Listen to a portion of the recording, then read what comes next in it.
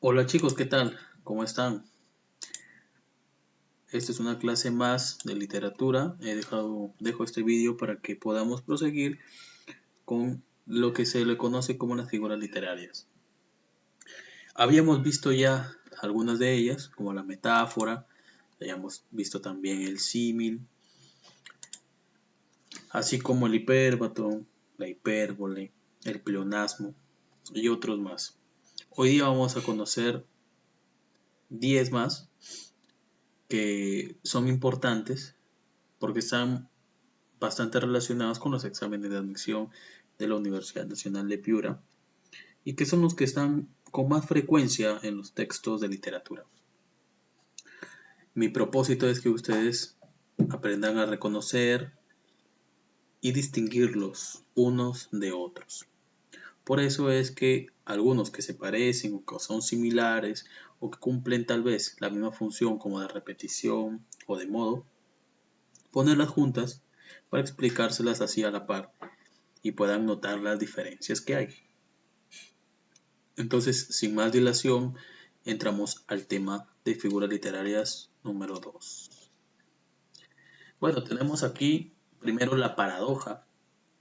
Ya desde su nombre, este, esta figura o este recurso retórico está relacionado con los barrocos.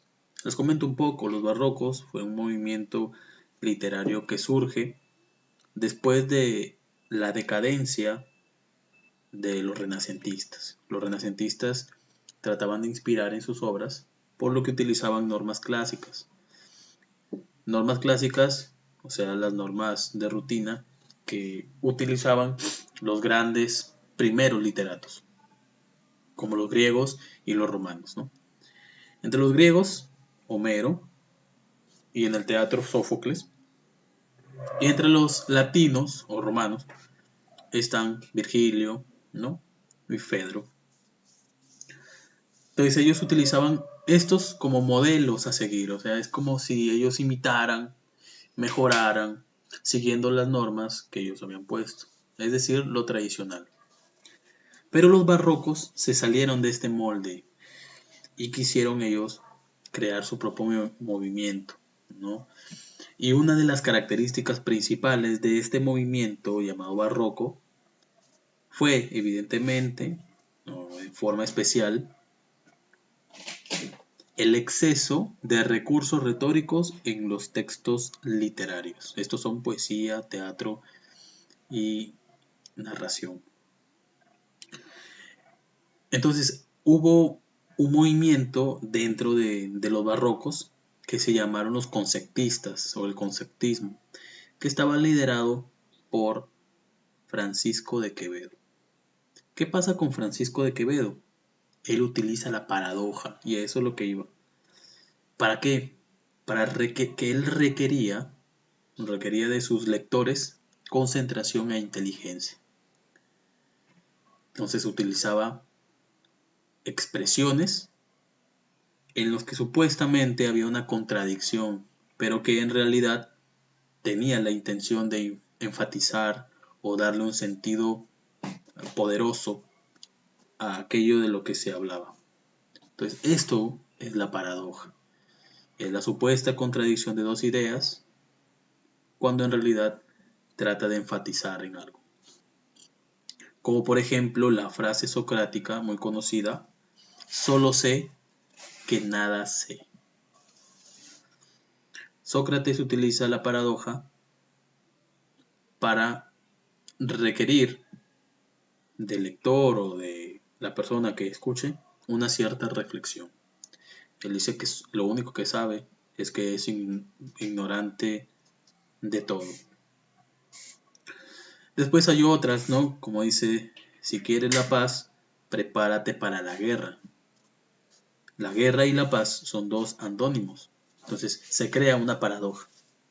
Es como cuando, en el supuesto caso, ¿no?, que Pinocho utilizara la expresión, ahorita mismo me va a crecer la nariz. Si le crece la nariz, él no estaba mintiendo, ¿verdad? Pero si está diciendo la verdad, es imposible que le crezca la nariz. Entonces, si no le crece la nariz, él estaría efectivamente mintiendo y debería crecerle la nariz. Entonces se crea una especie de contradicción, paradoja. Eso es la paradoja, ¿no? Es una expresión en la que supuestamente hay contradicción, pero que en realidad quiere enfatizar sobre un nuevo sentido. El siguiente, y esto lo vamos a profundizar en la próxima clase, ¿listo? Vamos a pasarlos así. El oxímoron, que es la figura literaria que consiste en generar contradicción, pero son de palabras, no como en el sentido anterior, en la paradoja, que son de, de expresiones puramente abstractas, sino que estas son de el mundo sensorial. Por ejemplo, hubo un silencio ensordecedor. Ensordecedor. Entonces, se le está atribuyendo al silencio una característica que no le pertenece. Es para decir que hubo mucho silencio y que fue incómodo, ¿no? Fue un momento embarazoso. Entonces utiliza estas dos palabras que no van de la mano normalmente, ¿no? En la expresión común o coloquial. Después tenemos la sinestesia. La sinestesia consiste en atribuir una sensación, ya sea auditiva, olfativa, visual, gustativa, táctil, a un objeto al cual no le corresponde convencionalmente. O sea, que usualmente no le corresponde eso, ¿no? El amargo pasado que no olvido. Obviamente hace referencia a una experiencia difícil, ¿no? Que uno no quiere volver a pasar, ¿no? Suavizó la noche de dulzura plata, ¿no? Suavizó. ¿No? Es imposible que la noche se suavice porque no es una especie de tela o no es algo que tú puedas sujetar con las manos para sentir, ¿no? Si es áspera o es suave. Y así, ¿no? Sinestesia es atribuirle una sensación sensorial a un objeto que no corresponde. Después la perífrasis, que es darle rodeos, ¿no? Y empleando más palabras de las que normalmente hubieran sido necesarias para comunicar una idea o concepto completo. Por ejemplo, cuando dicen el ser supremo, creador del cielo y de la tierra, el todopoderoso, ¿no? Para referirse a Dios, con realidad podrían decir solamente la palabra Dios y todo eso se resumiría y tendría un sentido completo, ¿no? Porque sí, Dios es un ser supremo, Dios es el creador del cielo y la tierra y es evidentemente todopoderoso.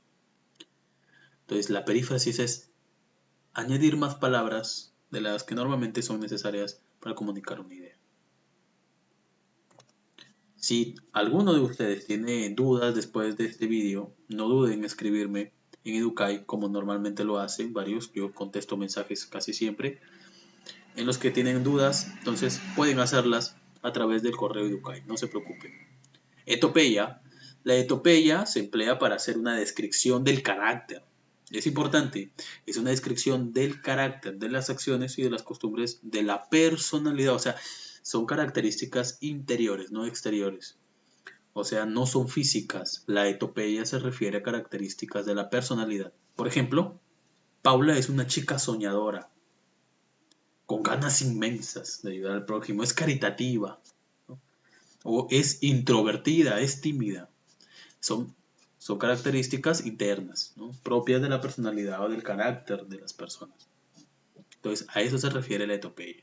En cambio, el siguiente, que es la prosopografía, trata de hacer una descripción, pero de las características externas o físicas de una persona o animal, objeto o cosa, ¿no?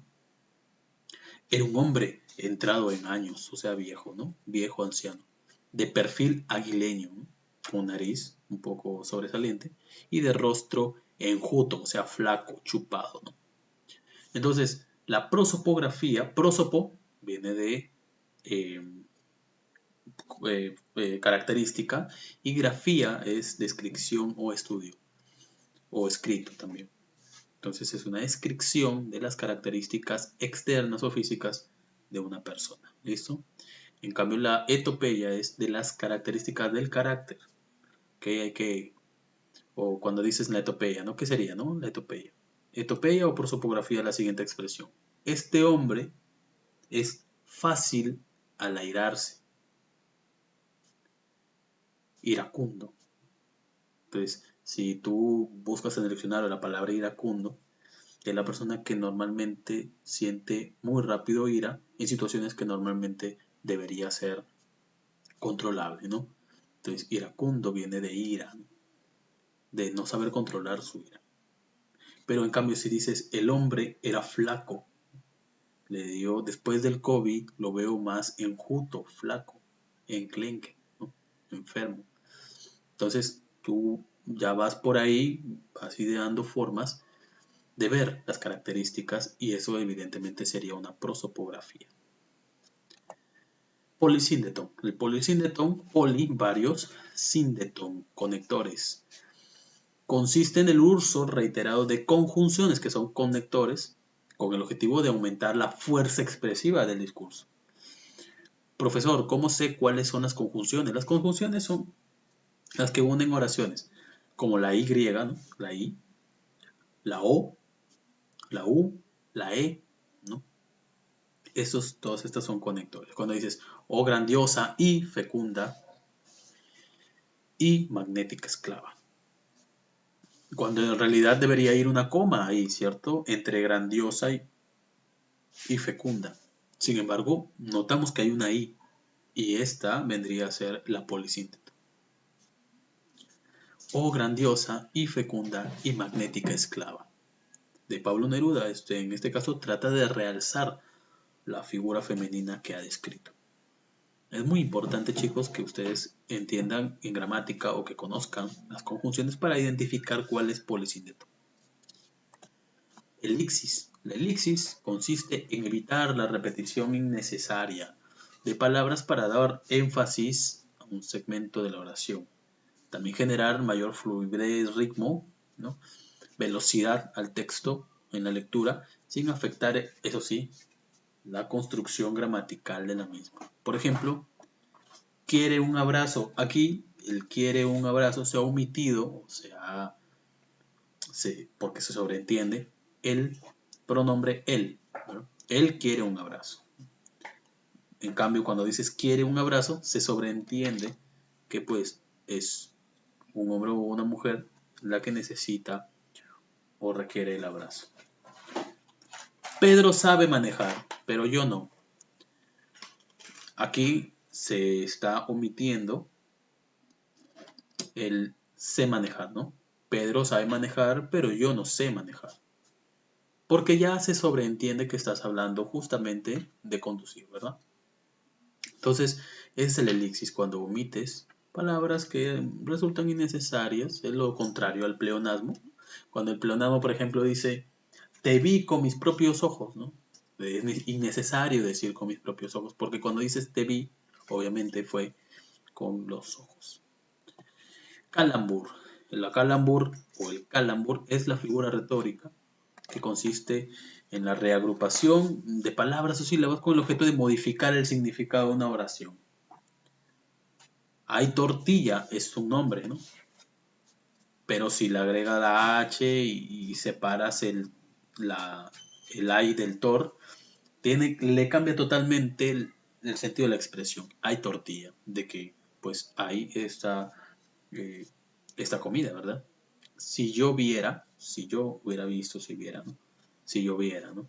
Que ahí solamente juntas el yo y el viera, pues se forma otra expresión diferente, con las mismas palabras, con los mismos sonidos. Para terminar, el retruécano o conmutación es una figura literaria que se caracteriza por la repetición de una oración o frase en un sentido contrario y por la reorganización de los elementos, a fin de reforzar una idea o propiciar una reflexión. No hay camino para la paz es el camino. Son, si se dan cuenta, las mismas palabras, pero le ha cambiado, le ha dado vuelta y le cambia el sentido, ¿no? No hay camino para la paz es el camino. Otro, no ha de haber un espíritu valiente, siempre se ha de sentir lo que dice, nunca se ha de decir lo que siente. Son las mismas palabras, si se dan cuenta, solamente cambia el modo del verbo, ¿verdad? En cambio, en el quiasmo le cambia, le modifica las palabras. El quiasmo consiste en la repetición de ideas, pero intercambiando su orden, ¿no? Sin que ésta pierda el sentido. Cuando quiero llorar, no puedo, pero muchas veces lloro sin querer. Aquí ya modifica la palabra, ¿no? Totalmente. Ya no es el mismo decir puedo que quiero, perdón, que querer, ¿no? Está cambiándole la forma del verbo. Muy bien, chicos, eso sería todo. Muchas gracias por haber estado en este vídeo. Espero que haya quedado claro. Espero que la próxima semana podamos reencontrarnos y hablar sobre las figuras literarias en la tercera parte de este tema. Cuídense mucho y que esté bien. Nos vemos. Chao, chao.